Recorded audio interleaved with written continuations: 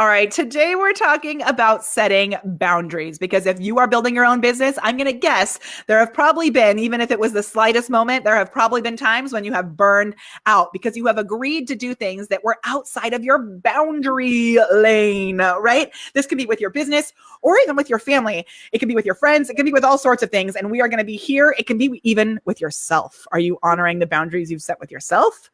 I don't know. So I'm here with the amazing Kelley Tinney. Hooray! She is our awesome rock star from The Prepared Performer, and she has her master's, you may not realize this, in health education. And so I brought her on today to not only be the brilliant bot business rock star that she is and the coach that she is for all of our amazing clients, she's also really a pretty dang awesome health expert. So we're going to talk about setting boundaries. Here are 5 ways that you can set boundaries in your biz.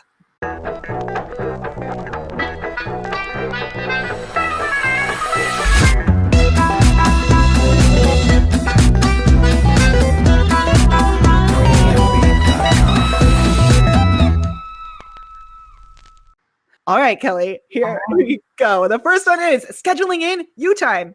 Yes. So we schedule our clients all day long. We are so much victims to our calendar, but we forget to schedule in time for ourselves. So whether it's your lunchtime, it's a potty break, it's time to go get some more water, it's 5 minutes between each call, it's important in your calendar that you reflect that you're scheduling in time for you.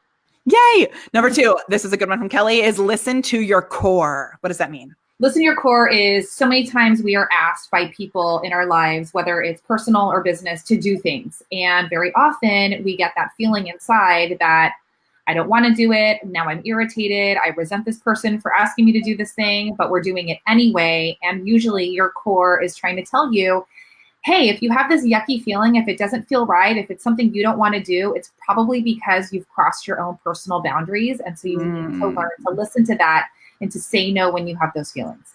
Yes, listen and act on it, because if you're just taking these tips and not actually acting on them, that is a problem. So we're going to kick your booty if you're not acting. Number 3, stay in your lane.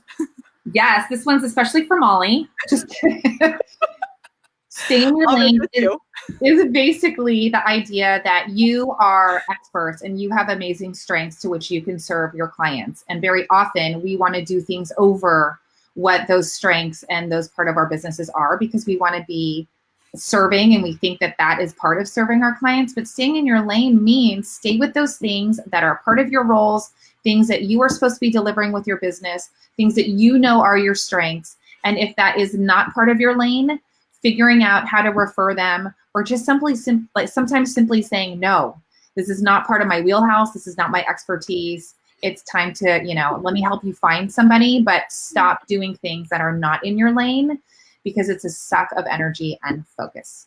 And it makes your team mad at you. The next one is muster up. So this is my favorite of all the tips that we came up with for this video. So tell us what muster up means. Yeah, muster up means start doing the things that you must do to really feed into the vision that you have, whether it's for your personal life or your business. There are so many needle moving activities that you should be doing for your business. And those are the things you need to muster up. If it's something that you should be doing, if it's something that you really don't want to do, it's not going to help you grow, then those are things that should stay off your list. You can learn to set the boundaries around those things, figure out how to say no or to delegate, because staying in your lane means that you are focused and you're doing the things that you are strong at, and that helps you best serve the people around you. I love it. And then once you have figured out what those must do things are, instead of the things that you feel you should do, or you feel like, oh, people are going to be mad at you if you don't do, right? Then the way to actually stick with those, once you've figured those things out, is to find your peeps. Tell us about that. Yeah, find your peeps is my favorite. And that's part of, I think, where this whole renew idea comes from is in business, there are so many people that they seem like they're hardcore and they're like pedal to the metal and don't sleep and burn the candle at both ends. And that's how you make $1 million. But if you look at some of like the most successful people, they all have time for their health and wellness. And so you have to find your peeps that will help support that agree with you, that have the same vision, that want the same things as you, and most importantly, will help hold you accountable to making sure that your health and wellness and all of this setting boundary stuff stay on the forefront, people that you can talk to when you say, hey, I said no, I feel bad. And they're like, stop it, you shouldn't feel bad.